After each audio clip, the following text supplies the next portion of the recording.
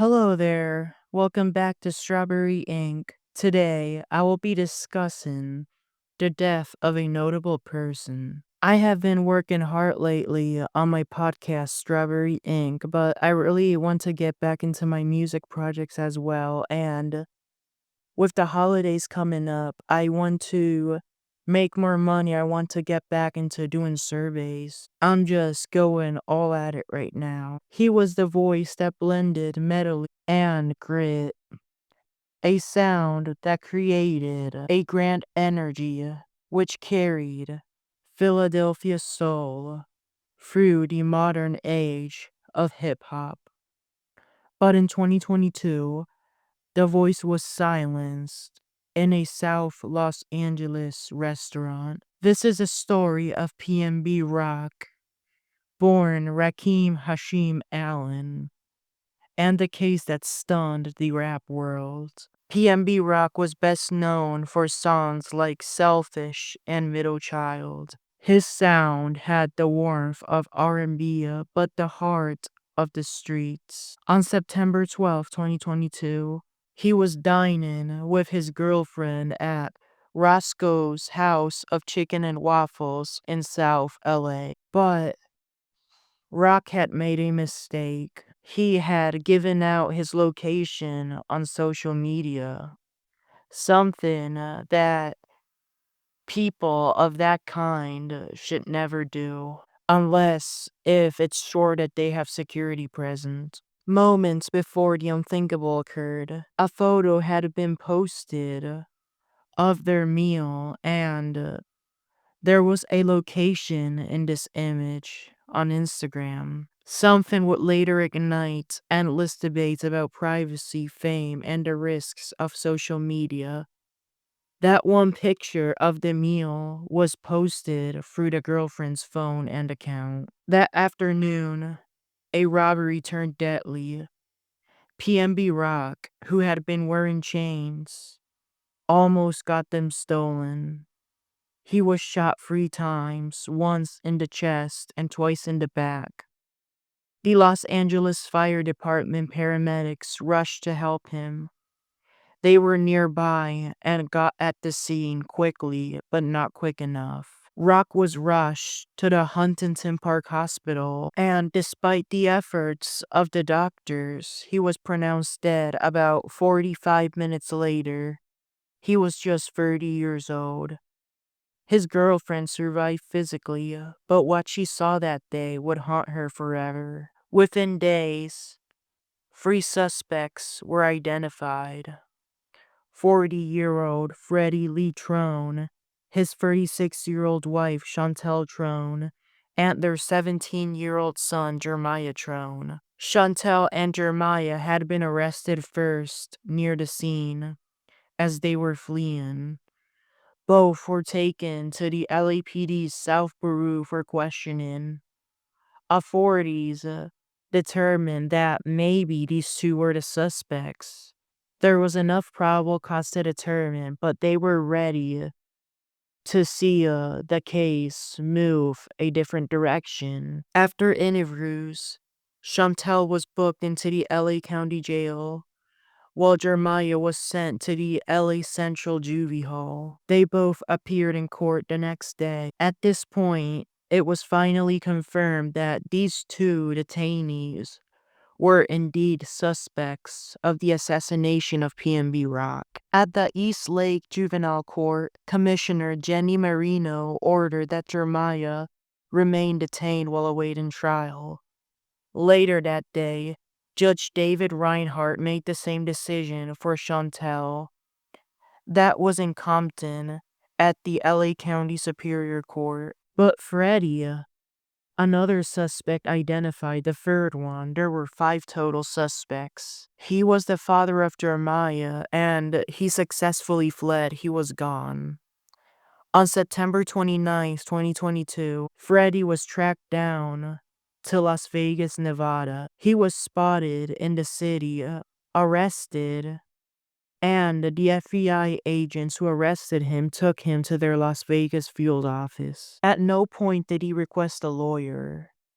After spending a night at the Clark County Detention Center, he appeared before Judge Eric Goodman in Las Vegas at the Clark County Courthouse. The county DA, Steve Wolfson, announced that no local charges would be filed in Nevada, since the priority was to extradite Freddie back to California to face murder charges. Freddie, representing himself, waived extradition and was handed over to the U.S. Marshals, who drove and delivered him to the LAPD South Bureau office. Freddie was then booked into the MCJ, and Judge Reinhardt ordered that he too remain in custody to await trial. As the investigation expanded, two more names appeared: Tremont Jones and Wynesha Evans.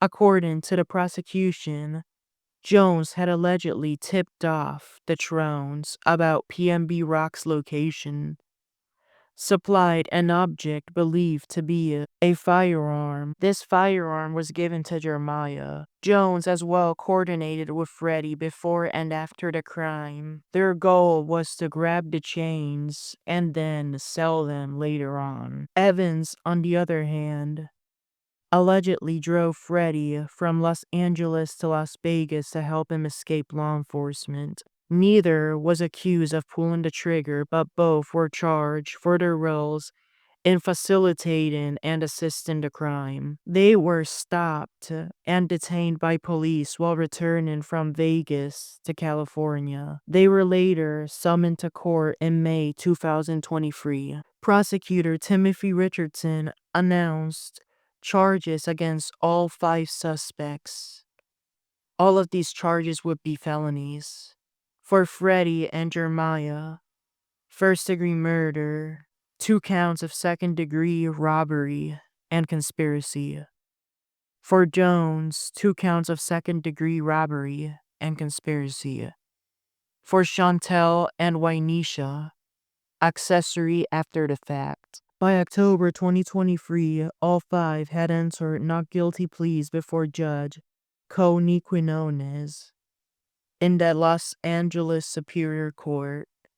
Judge Quinones ordered that Jones be held at the MCJ with Freddie on a $1 million cash-only bond, while Evans was allowed to remain free without posting a bond. Therefore, it was only Jones who was handcuffed in court and taken into custody. Later on, the judge granted Chantel bond and released her without paying any money. PnB Rock's funeral took place on September 21st, 2022, at the Chiari Mosque in North Philadelphia, a respected Islamic center that had hosted many local services for Muslim families who suffered a death. It was a private Muslim janazah, following Islamic tradition when it comes to funerals. His body was washed, wrapped in white cloth, and prayers were said before burial. He was then laid to rest in the Philadelphia cemetery, Laurel Hill. Only close family and friends attended, including his longtime girlfriend, Stephanie Sibon Juan, and their young daughter. The tone was somber and deeply emotional, a farewell rooted in both faith and love. Outside, the city mourned.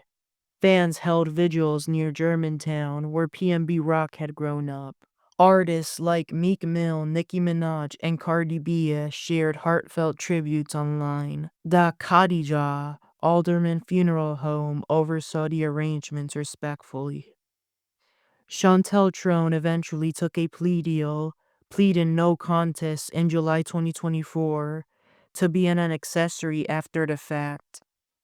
She remained out on bond, awaiting sentencing, and she is yet to be sentenced as her case keeps getting delayed. Wynesha Evans is reportedly in negotiations for a possible plea deal as well. Her case also remains pending. Jeremiah Trone, who is now about 19 years old, is being held at the North County Correctional Facility. There, he is still awaiting trial and is undergoing mental evaluations. In July 2024, Freddie and Tremont went to trial.